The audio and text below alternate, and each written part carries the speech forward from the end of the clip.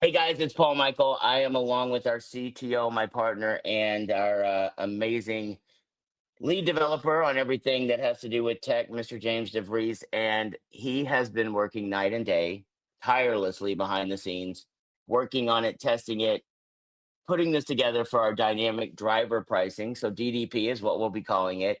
And this is going to be a game changer. You guys are going to have the opportunity to set your own pricing.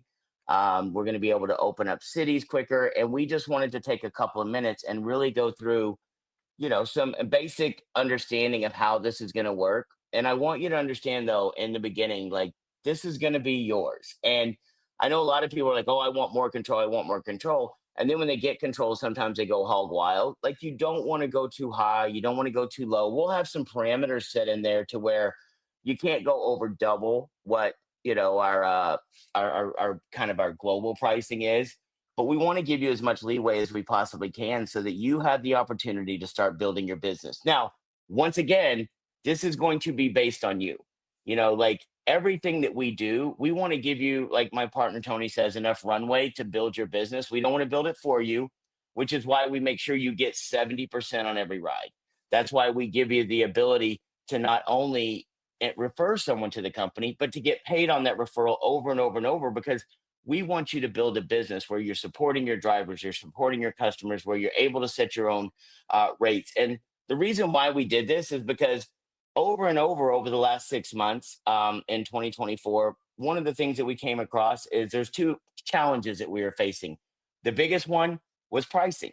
Over and over and over with pricing, there's so many algorithms that go into to what they do with Uber.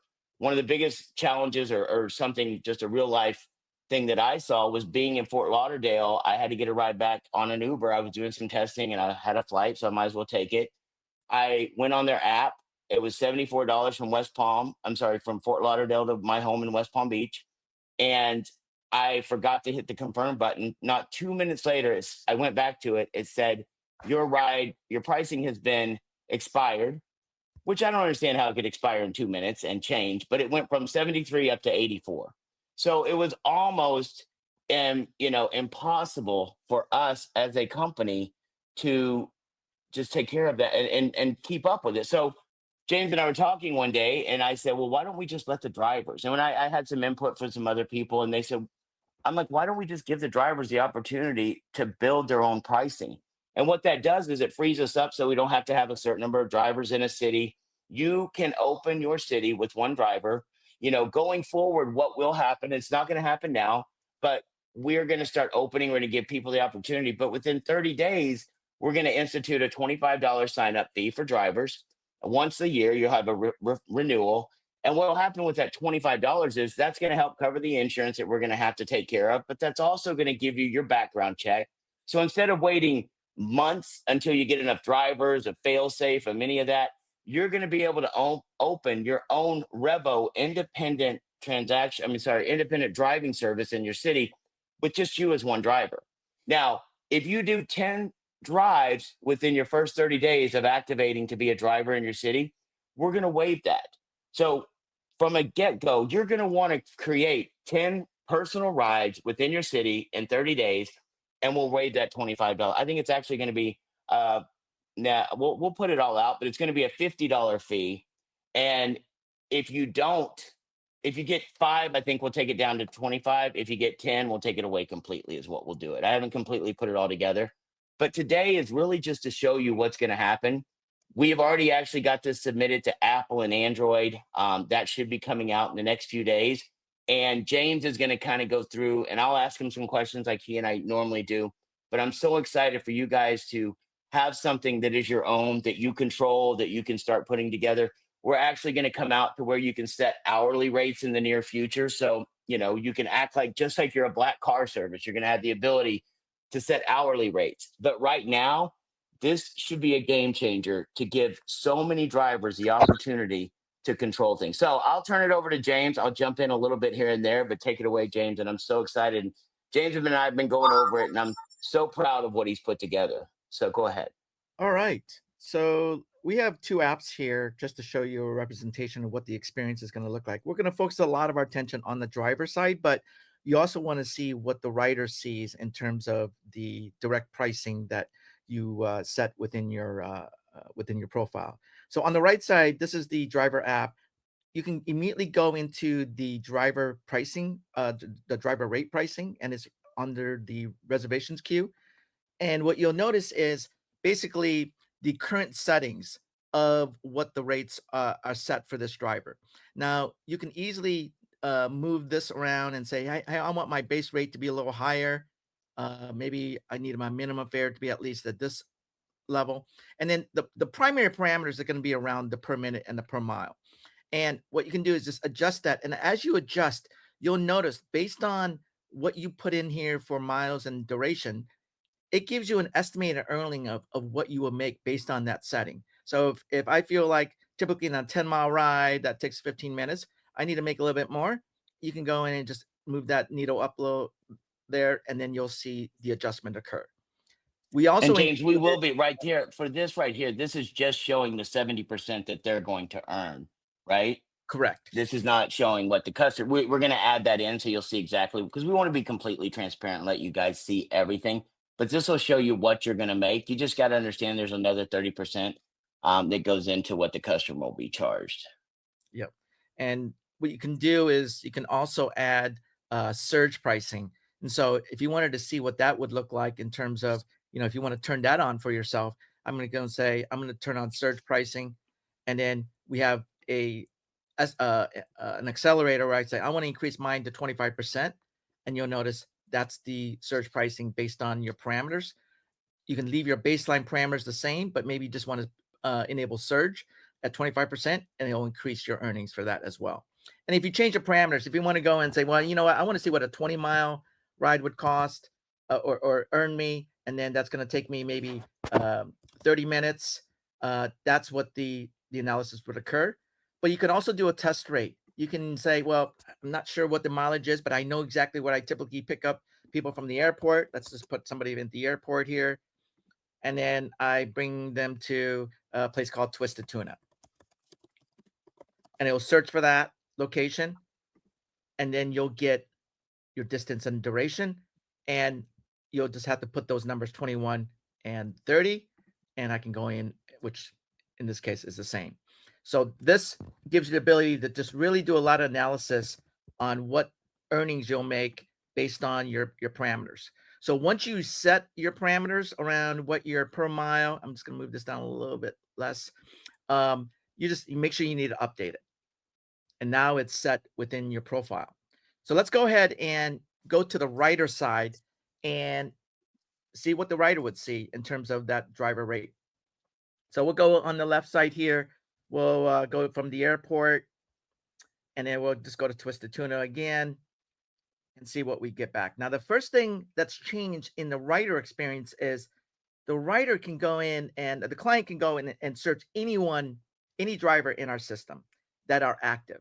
So if you have favorite drivers, if the client had some favorite drivers, they can go into the favorite drivers and they'll be able to see their list of favorite drivers that they've done rides in the past. But if you've never done a ride with a driver and you want to specifically locate that person, you can search anyone in the system by tapping in their name.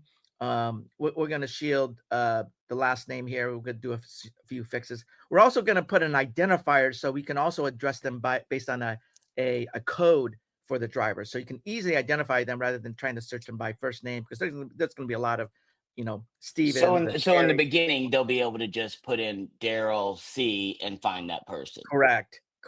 Or Paul M or James D, and they'll be able to find the person. And that's going to take it away. So you don't have to wait and do a drive with that person. First off, you can just find the person and utilize them from the get-go. Correct. And the driver here's name is Android driver. So I'm just going to pick that person. And what you'll notice the difference versus the prior way of fetching the rates is it's your rate that's only being displayed to the writer. So that will correlate exactly to what the driver set. Now, for any reason, just for hypothetical purposes, you can go in and change your rate all in real time. So if there was any reason why you need to quickly change that and reflect that in the pricing, it's in real time. So if I want to increase my mile for whatever reason, or lower it. Let's just lower it in this case, because we know right now. Like during the ride, they can do that? No, prior to the Okay. reservation. Okay, Yeah. good. Yeah, So we don't as you want can them to be see able to here, change it after. correct. As you can see here, I didn't do a refresh, but I'm going to do a refresh. Right now it's $50.33. Since I changed the rate, it's in real time. It lowered significantly because I lowered my per minute and per mile charge. So those are the But things that's that you have before full it's been control accepted, correct?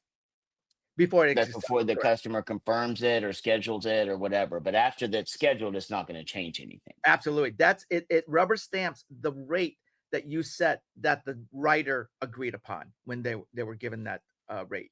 Gotcha. Yep. So let's go ahead and say I want to choose. Now you can see another change is you can change your time without redoing the whole reservation. So the client can easily go in and say, oh, I messed up. It was supposed to be for tomorrow. Great. Easy change. Confirm. And that's change.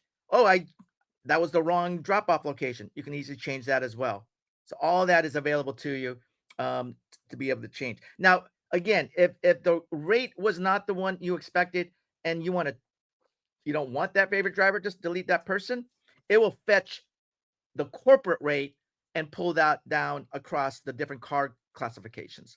So if I rather do So an that'll go express, back into like the global queue. correct. Those are the corporate prices that we set as a baseline. And one of the things I would tell you guys is like when you're going to be opening, if you're a brand new driver and it's your first city or whatever, like you're the one driver in your city, like I would tell you, you might be able to get a bunch of rides for yourself, which is great. But if you don't take those rides when they come in and they go back into a global queue and there's no other driver in your city, guess what? That customer is not going to get a ride and they're going to put it on you. They're going to, because we're going to make sure that people understand this is an independent deal. This is software as a service.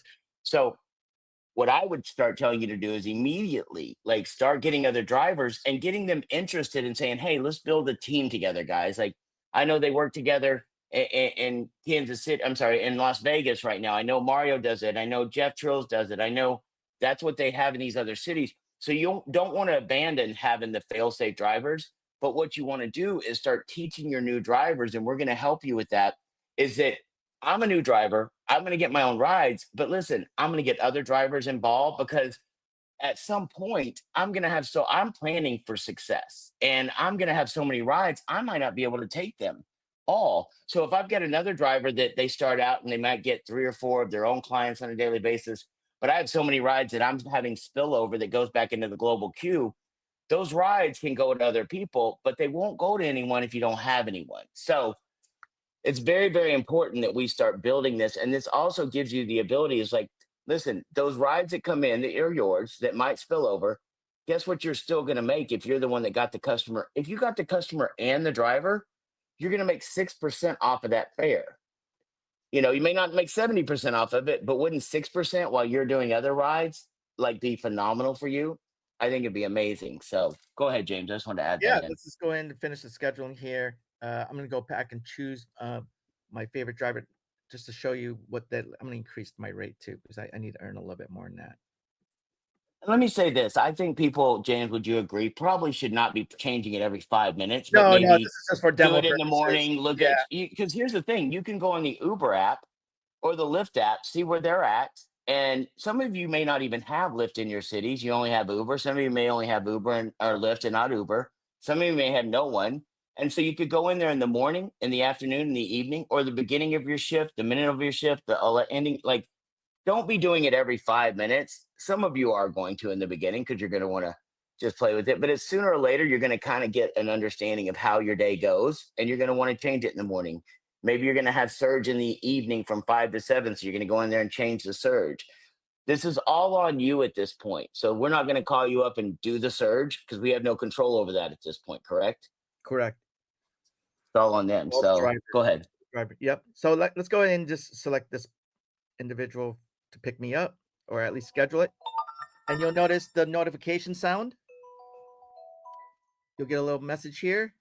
So let's talk about the notifications. So that's been one of the biggest things, the sound or whatever. So go through Apple and go through Android first Well, I and don't tell have me how much you love Android now. I don't have Apple running here. Well, just tell me what's going to happen, like what we It's talked about. yeah, the only difference is if you're not in the app, you will not see this pop-up occur. If you're in the app, you'll see this pop up in the iOS devices on iPhones. But Apple if you're running other applications or you're not in the app, you'll just get your standard push notification, and then when you tap and the on that, sound. it would go into the sound. Correct. So you'll get a sound and the push notification. Well, on Apple, you'll get first the push notification, and if you acknowledge Okay. the push notification, it will open up the app and it will show the sound. Okay. So you're not going to just hear a sound automatic. We got to figure that out at some point because Yeah, I don't know. the only right now Android is the only one that supports the background sound notifications. But if it's running in the background with Uber, I think I still get a sound. Yeah, but that's using a push notification sound. Okay. So it'll be the same for us. Yes. As long as you have it running and you get a push notification, that Yep. sound will come through too. Yeah. So we're gonna change this. Okay. If it's a direct booking, this is gonna be a 5-minute window that direct booking has to be accepted by the driver. If it's not accepted within that 5-minute window, it will go back in the public queue. And so on scheduling, we're going to be able to go to live rides at this point, correct? They'll still be able to schedule, but we're also going to give them the ability to have live rides. We can do live rides for areas that have substantial amount of concentrated drivers. Correct. Well, we could do live rides for anyone because if I have one driver in a city and I'm taking all those rides, my customers should be able to just book me right Yes, away. again, it's up to the driver to make sure that they're responsive and accept those Yeah. rides. Yep. Right. Well, we're changing our whole philosophy at this point. So let's make sure that we do that. So they can do scheduling, but they can also do live rides. Correct. All right, cool. All right. Well, you can see this is where the customer would be paying, and this is what the driver would be making. They know the details of what they're signing up for, and then they would accept, and then they would get that in their queue to start the ride. And then on the rider side, they'll see that ride on their queue of existing trips that they have ready that's been approved by the driver. And then now it's up to the driver, since this is set for tomorrow, just for demo purposes, let's just go and start the ride so we can kind of see the ride here. And then once the ride started, then the normal process would occur. So they'll get if they haven't updated, will they get an update every time they go into the deal, letting them know they need to update, or just the first time? Just the first time. Okay. And then they'll be responsible from then on. Exactly. And then you can see I'm in ride mode right now. So the car's sitting there waiting at the Palm Beach airport for the simulation, and then you just go through your standard processes to Can you start? So let me ask you this. Like, let's say, like, I know there was a ride last week. My son actually went down to pick up Pedro. The ride was supposed to be a pickup at 6 a.m. He got there, and I think he just didn't know to start it when he was sitting there because he sat there for 2 hours and then started the ride. When you get there for a ride and it's supposed to be at the time, you start the ride. He should have started at 6 a.m. instead of waiting till 8 a.m., correct? Yeah, I mean, you follow the same sequence with the Uber app. Is when you start the ride, you're just going and starting the ride to pick up your customer. When you But I'm reach the saying, like, location, if they're sitting there like, this is just a training issue and completely off this topic, but I want to make sure that people understand this. If you get there for a ride, it's supposed to start at 6 o'clock, and they don't get in your car until 8 a.m. because it's not the driver's fault that they need to start that ride at the appropriate time, and then they'll start getting at least paid for the waiting time. Correct? correct. This is right But that now. I could okay? be sitting here and maybe 20 minutes early, and I'm not going to charge the customer because I came 20 minutes Because you're early. early, but if they're 20 minutes late, Well, you that's got to start different. it on the time, and then That's they get, you got to get paid. Yeah. So let's say the time was the time right now. It's only 1 minute to 2. Let's say right now 2 p.m. Let's say the pickup was 2 p.m.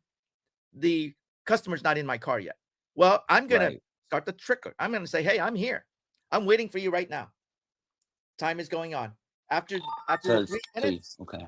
after the 3 minutes, I'm gonna start making my waiting time period because that's what the pickup time was for, 2 p.m. So did you start it or you didn't? I didn't No, see I it. didn't start. I set it up because I the customer's not in Oh, the so you're there, and I'm then there. if they're late though, you start it. No, I've Why reached the wouldn't you? location, Okay. and when the customer is gonna be arriving in my vehicle is when I start the ride. My question is though, if in this scenario that I just gave you, if Hunter showed up to what Fort Lauderdale and the ride was supposed to be picked up at 6 a.m. That's he got down there on time, he was ready, but because of customs and everything else, Pedro didn't get out until 8 p.m. 8 a.m. That's 2 hours later. I mean, the driver should be compensated for that sitting Yeah, and waiting time. and So that they Hunter would have swiped location reached and not start the ride until 8 a.m.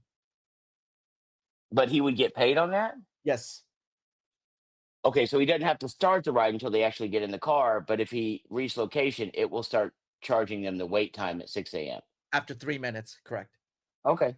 Okay, that's fine then. That's what I needed to know. So Yep. you don't have to start the ride until they get in the car, but you have to hit the reach location and then they Yeah, will get charged because per minute or whatever. the location reach location will notify the client, the writer, that you're sitting there waiting. And then the system will automatically start charging wait times from Absolutely, the. after the 3 Okay, minutes. perfect. That's what Yep, I wanted to make sure. That's yep. awesome. Okay, cool. What else? No, that's it. That was just kind of the the the main essence of this new capability. I mean, this is just finishing off the ride in terms of simulation. And I know it may look simple on the front end, but I'm telling you, James has put probably as much excitement, energy, and time and effort on his own into this that I've ever seen him put into any new thing. And it's all for our drivers. Like this helps us scale. Like our goal is to now, we'll be able to get drivers signed up and they'll get their like I said, in the first 30 days, we're not going to charge you the 25 $50 or 25 or whatever we're going to do. I'll have that written out. But you got 30 days from the day you start to get your rides. Now, anyone that's already done rides, 10 rides or more, we're not going to charge you anything for the first year. Like you're just part of the group. You're not going to, that's a perk for being in early. We're not going to charge you that, but it's time for us to, as a company, make a change, start scaling, going out. I mean, right now, what did we say? We're already this month ahead about 40 or so rides over last month. Yeah, percentage Revenue, month over month, we're easily we're 40. growing, guys. Yeah. Like right now, and also too, you got to look at the variables too. Like I watch variables, I watch what's going on. There's a lot of snow and ice and different things around the country. Which, when there's a lot of that going on, rides are going to slow down. But the thing for us is even though with the weather right this second in January 11th or whatever it is of 2025, we're still growing. We're ahead of where we were last month, and we're going to just really just crank this thing out. We're going to be doing more trainings. We're doing live training here in Florida, February 1st and 2nd. You can get more information about that. I would encourage you to be here. James will be there. He will be able to, show you guys a lot of stuff in person and, show you tricks, show you some, hacks on how to get through the system quicker and easier. We're going to really show you guys. We're going to take West Palm Beach as you guys are here and we're going to blow it up. Now, we'll get you the information on how to sign up, when you'll get, but if anything you can possibly do, Florida is not a bad place to be in February. I promise you. If you're anywhere else in the country, you know how cold it is, you know what's going on. So is there anything last minute you want to add on this, James? Like so this has already been submitted. Now we're going to just be waiting Just waiting for. and yeah, waiting for the approval, and there's a lot of internal changes to the, uh, to the system, so that it will be done, on an off-hour basis, so it will be no impact to any of Yeah, the so once it's approved and everything through Apple, there's a little bit of some changes we need to make. We'll do those at 3 or 4 in the morning, when it's really not affecting anyone. But so you think probably in the next 3 or 4 days we'll be up and Yeah, I active with mean, we're this? we're we're ready for to be nationwide here. This is gonna That's be awesome. huge change for all the Right. markets. We've been getting drivers asking, "When are they gonna open up?" This is our time to get this going. And listen, guys, I know some of you wanted to test it and we wanted to have you do it, but like we just did the internal test and James has been beating this up for days. I've been looking at it. We've done more than more videos and conference calls and talking about this than I can possibly care to admit, but I think this is an amazing opportunity for you guys. And so just understand, just like with anything you do, we try to plan for every, challenge, every problem. But when you start putting a bunch of people into something live, there's always something that can go a little bit haywire. But it's, hopefully if you've been around with us long enough, and I know James has started realizing this, Lisa, Evelyn, anything that we do new, it's really, I call it pulling the band-aid off. It's like we could sit there and slowly put this out, do a little bit at a time. But the fact is, if we do a little bit at a time, we have a problem with 10 new drivers or 100 new drivers or 500 new drivers, and we just keep doing a little bit at a time, those same problems are going to come up. But instead, if we just pull the band-aid off, let everything air out, find out the little tweaks and problems that we get within 30 days, 60 days, we're usually humming along pretty good. And with something like this, giving you guys the opportunity to be way more in control of your own business, it's either going to make the industry change or they're going to get out of our way. I have a saying that says lead, follow, or get out of the way. We are leaders. James is a leader. When we come up with an idea, he finds a way to make this thing happen. So I greatly appreciate what he's done here. This video, I would watch this over and over. I'd get your teams together to watch this as many times as you can watch. We'll have another update on Monday at noon for Eastern, 12 Eastern for our call. We'll go over it. Maybe we'll go over it again live on Monday, James. Yeah. But I'm going to put this video up today so people can watch it. Watch this thing, guys. Put your questions together. Bring them on Monday. Have a great weekend. Really start getting the momentum going. Get your customers ready. Tell them you've got pricing coming for you to be able to do that. And I'm so excited about 2025 and what we've already accomplished in 11 days is going to pale in comparison. Can you imagine next January 11th when you're sitting here looking back at what you've done? So, James, I appreciate it. If there's any questions anyone has, you can always send them to support@revoride.com, and we will talk to you soon. Thanks, guys. Have a great day. Thank you. Let me stop this recording.